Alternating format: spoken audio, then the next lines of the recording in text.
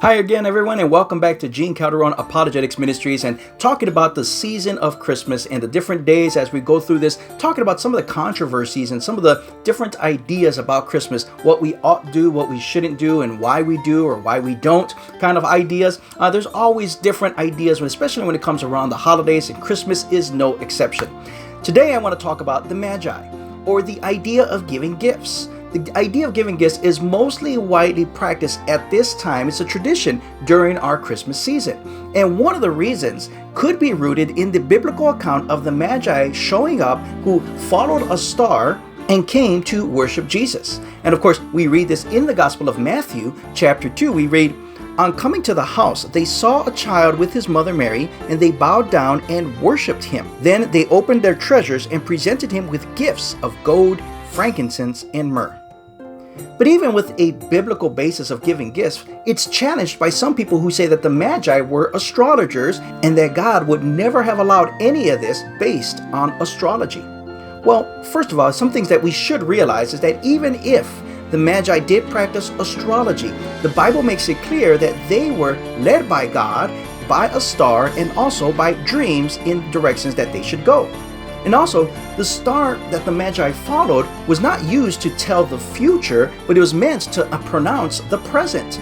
It is the opposite of what astrology practices. The Star of Bethlehem was not there to prophesy the birth of Christ, it was there to pronounce the birth of Christ.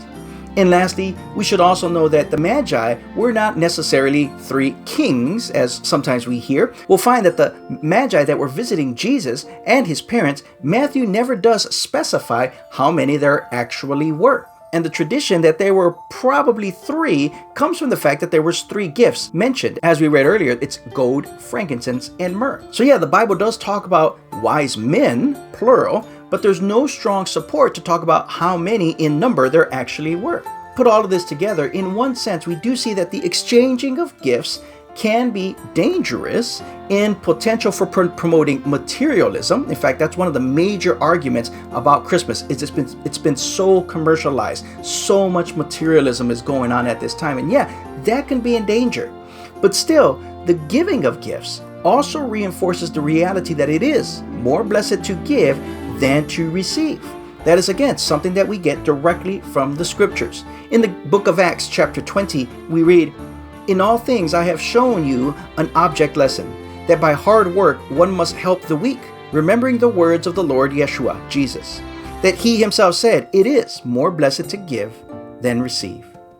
And so this Christmas, let's remember that the greatest gift that we can give is Christ. And when he enters into our hearts, it is an overflowing fountain, something that becomes everlasting life and becomes reality for us, and something that we can now offer to the rest of the world. So God bless you. I hope this helps you this Christmas season. Again, if you're looking to support somebody as a missionary in our local communities, that's what I am. Check the links below. But this is what we do. We try to help people understand why we believe what we believe and why we oppose things that we don't believe.